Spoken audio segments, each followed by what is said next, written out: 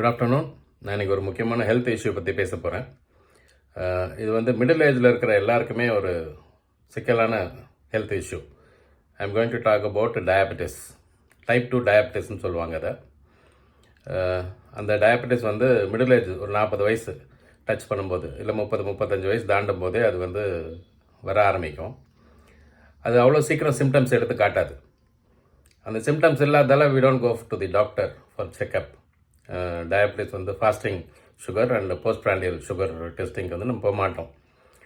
இருந்தால் தானே போவோம், இல்லைன்னா போக மாட்டோம். இப்போ அப்பா அம்மாவுக்கு இல்லைன்னா இன்னும் ரிலாக்ஸாக இருப்போம். சில நேரங்களில் வந்து வார்னிங் கொடுப்பாங்க பிளட் டெஸ்ட்டை பற்றி. ஸோ இந்த வீடியோ ரொம்ப யூஸ்ஃபுல்லாக இருக்கும்.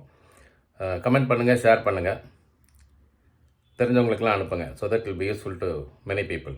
எனக்கு என்ன சிம்டம்ஸ் வந்தது, அதை எப்படி டிடெக்ட் பண்ணாங்க, அதுக்கப்புறம் என்ன மெடிக்கேஷன் எடுக்கணுன்றது நான் ஒரு ப்ரீஃபாக சொல்கிறேன். பார்க்கலாம். ஸோ இந்த டயபெட்டிஸ் வந்து மிடில் ஏஜில் தாக்குற ஒரு வியாதி. அது யாருக்கு வருது, எப்படி வருது, எப்போ வருதுன்னு சொல்ல முடியாதது. லைஃப் ஸ்டைலில் உணவு பழக்க வழக்கங்கள், ஸ்ட்ரெஸ்ஸு, இதெல்லாம் ஒரு காரணமாக சொல்கிறாங்க. இப்போ எனக்கு எப்படிப்பட்ட ஒரு சிம்டம்ஸ் வந்தது, எதனால் நான் டாக்டர்கிட்ட போனேன் அப்படின்றது சொல்லும்போது உங்களுக்கு ஓரளவுக்கு அது புரியறதுக்கு சான்ஸ் இருக்குது. நார்மலாக டயபெட்டிஸ் வந்ததுனாக்கா நல்ல பசி எடுக்கும், weight loss, unintended weight loss இருக்கும், இந்த மாதிரி ஜென்ரலாக சொல்லுவாங்க. சில பேருக்கு வேறு விதமான சிம்டம்ஸை காட்டும் அது. இப்போ எனக்கு காட்டும் சிம்டம்ஸ் வந்து நான் டாக்டர் அப்ரோச் பண்ணும்போது அவர் சொன்னார், 20% of the patients are coming out with this symptoms. என்ன சிம்டம் அப்படின்னாக்கா, நார்மலாக ஃபோர்ஸ்கின் ஒன்று இருக்குது நம்ம கிட்னியில், யூரின் பாஸ் பண்ணுற இடத்துல. அந்த ஃபோர்ஸ்கின்னோட எட்ஜில் உங்களுக்கு வந்து கிராக்ஸ் ஏற்படும். இந்த மாதிரி கிராக் வந்ததுன்னா நம்ம என்ன பண்ணுவோம், போய் டாக்டர்கிட்ட போய் காட்டுறதை வைக்கப்படுவோம். டாக்டர்கிட்ட போனால் அவர் தப்பாக கேட்பாரோ, நம்ம கேரக்டரை கொஸ்டின் பண்ணுவாரோ அப்படின்ற ஒரு பயத்தில் நம்ம போக மாட்டோம் ஜென்ரலாக. இதுதான் இதுக்கு அடிப்படையான ஒரு டிலேக்கான காரணம். எப்போ உங்களுக்கு அந்த சிம்டம்ஸ் வந்தாலும் டாக்டர்கிட்ட போகணும். நானும் அந்த மாதிரி தான் டாக்டர்கிட்ட போகிறது தயக்கப்பட்டேன். நானாக self medication coconut oil apply பண்ணேன். இந்த கோகோனட் ஆயில் வந்து ஒரு குட் கண்டக்டர் அப்படின்னு சொல்கிறாங்க டாக்டர்ஸ். ஏன்னா அந்த ரணத்தை அப்படியே வச்சுட்ருக்கோம், ஆற விடாதது. அது தெரியாமல் நம்ம அதை அப்ளை பண்ணுறோம். அதனால தான் எதோ பாடியில் சிக்கல் வந்தால் you have to go to the doctor, take the advice of the doctor and take medication accordingly. Self medication is absolutely dangerous. அதனால அப்புறம் நான் போனேன் ஒரு டாக்டர்கிட்ட. டாக்டர் இதே மாதிரி தான் கேட்டார், என்னோட கேரக்டரை கொஸ்டின் பண்ணார். இல்லை ஐ செட் நோ டாக்டர் அப்படின்னு சொன்னேன்.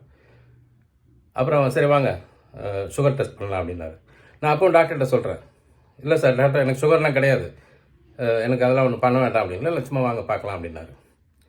அந்த ரேண்டம் டெஸ்ட் பண்ணுவாங்க இல்லையா, அந்த ஒன் டச்சில், அதில் பார்க்கும்போது இட் வாஸ் 330 அன்னைக்கு.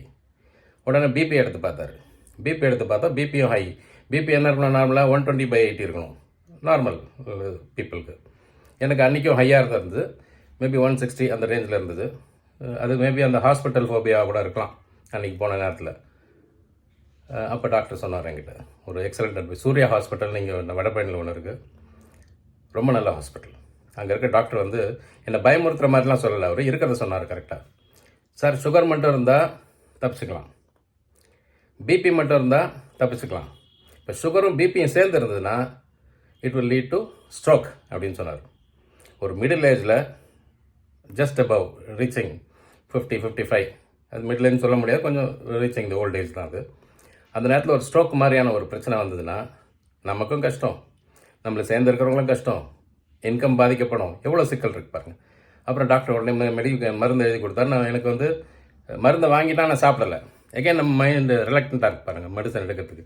ஏன்னா சுகரில் ஒரு தடவை மெடிசன் எடுக்க ஆரம்பிச்சோன்னா it has to be continued. அப்புறம் வந்து இன்னொரு லேபில் போயிட்டு ப்ராப்பராக ஃபாஸ்டிங் டெஸ்டிங், அதே மாதிரி போஸ்ட் பிராண்டியல் 2 hours கழிச்சு போய் டெஸ்ட் எடுத்து பார்த்து அதில் 360 இருந்தது எனக்கு. So it's a confirmed diabetes. அப்புறம் டாக்டர்ஸ்ட்டை பார்த்து மருந்து வாங்கி இப்போ சாப்பிட்டுட்ருக்கேன். Now I am under control. ஒரு 120-110 அந்த ரேஞ்ச் தான் இருக்குது. எனி ரேண்டம் செக் பண்ணும்போது once in 3 months we have to go and check with the HbA1c அப்படின்னு ஒரு டெஸ்ட் இருக்குது, 3 months ஆவரேஜ். இப்போ நம்ம இன்றைக்கி சுகர் டெஸ்ட் எடுக்க போகிறோம்னா 2 நாள் ஒன்றும் பெருசாக சாப்பிடாம போய் படுத்தோன்னா கம்மியாகும் அப்படிலாம் நினைக்க முடியாது. 6.5க்கு மேலே இருந்தால் கன்ஃபார்ம்டு சுகர். ஸோ சுகரை பற்றி பயப்பட வேண்டிய அவசியம் இல்லை. நம்ம மருந்து மட்டும் எடுத்துக்கிட்டே இருக்கணும். We can control, we can manage the sugar problem, diabetes, but we cannot cure it. அதுதான் சொல்கிறாங்க எல்லாரும். க்யூர் கிடைச்சா லக்கி, கிடைக்கிறதுக்கு சான்சஸ் இருக்குது. நல்ல ஹெல்த் ஸ்டைல் மாதிரி மாடிஃபை பண்ணி வாக்கிங் போய் அந்த மாதிரிலாம் இருந்தால் பண்ணலாம், நல்லா பண்ணலாம் அது. ஸோ அதனால் எந்த சிம்டம் வந்தாலும் நம்ம போய் டாக்டரை பார்க்கறது தயக்கப்படக்கூடாது. டாக்டர் தான் நமக்கு வந்து ப்ராப்பர் அட்வைஸ் கொடுப்பாங்க. ஏன்னா அவங்க தௌசண்ட்ஸ் ஆஃப் கேசஸ் பார்க்குறாங்க. அவங்களுக்கு தெரியும் நம்ம பாடிக்கு என்ன சூட் ஆகும், என்ன சூட் ஆகாதுன்னு தே வில் அனலைஸ். அந்த நமக்கு வர பிளட் ரிப்போர்ட்டை வச்சு அவங்களுக்கு கண்டுபிடிக்க முடியும். அதை அந்த மாதிரி கண்டுபிடிச்சிட்டு அவங்க சொல்கிற அட்வைஸ் எடுக்கணுமே, நம்மளே அந்த மெடிசன் ஆர்டர் பண்ணக்கூடாது. இப்போ நமக்கு தான் சுகர் இல்லையே, சரி நைட்டு மருந்து ஸ்கிப் பண்ணிவிடுவோம் அப்படின்னு போனால் அது இன்னும் டேஞ்சரில் கொண்டு விட்டுரும். ஸோ அதனால் டாக்டர்ஸ் அட்வைஸ் இல்லாமல் நம்ம வந்து எந்த மெடிசனும் ஆல்டர் பண்ணக்கூடாது. First of all once and 3 months எடுக்கணும்னா பீரியாடிக்கலாக டெஸ்ட்டை போய் எடுத்துகிட்டு போயிட்டு டாக்டரை மீட் பண்ணணும். டாக்டர் சொல்லுவார், இல்லை இதே மெடிசன் கண்டினியூ பண்ணுங்கள், இல்லை வேறு ஏதாவது மாற்றி கொடுக்குறேன், அந்த மாதிரி அவரோட அட்வைஸ் படி தான் நம்ம ஒர்க் பண்ண முடியும். நாமளாக எந்த முடிவையும் ஹெல்த் ரிலேட்டட், இது வந்து example டயபெட்டிஸுங்கிறது.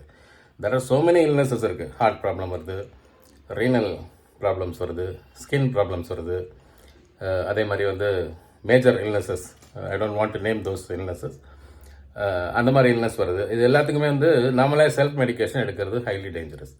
So consult your doctor, keep your family doctor engage with you. அவர் நம்பர் எப்போவுமே கையில் வச்சுக்கோங்க. ஏதாவது ஒரு சிக்கல்னா அவரை ரீச் அவுட் பண்ணுற மாதிரி. உங்கள் ஃப்ரெண்ட்ஸு, ரிலேட்டிவ்ஸு, முக்கியமாக கலீக்ஸு, இவங்க எல்லாருக்கும் மெசேஜ் ஸ்ப்ரெட் பண்ணுங்கள். So that will be useful. எந்த சிம்டம்ஸ், இப்போ எனக்கு வந்த மாதிரி சிம்டம்ஸ் வந்தால் போய் டாக்டர் தைரியமாக பாருங்கள். நமக்கு ஹெல்ப் பண்ணுறதுக்கு தான் டாக்டர்ஸ் இருக்காங்க. நம்மளோட ரியல் ப்ராப்ளத்தை கரெக்டாக அட்ரஸ் பண்ணோம் அப்படின்னாக்கா நிச்சயமாக they will give a solution with the advanced medical technology. அதை நம்ம எடுத்துக்கணும், அதை இக்னோர் பண்ணக்கூடாது. நம்மளை நம்பி நம்ம ஃபேமிலி இருக்காங்க, நம்ம ஃப்ரெண்ட்ஸ் அண்ட் ரிலேட்டிவ்ஸ் இருக்காங்க. இவங்களுக்காகவாது நம்ம வந்து நல்ல உடல்நலத்தை பாதுகாத்துக்கணும். எல்லாத்துக்கும் மேலே நாம் நல்லா இருக்கணும். நாம் நல்லா இருந்தால் தான் 4 பேருக்கு ஹெல்ப் பண்ண முடியும். நம்ம ஃபேமிலிக்கும் சரி, ரிலேட்டிவ்ஸுக்கும் சரி. Take care. Good day.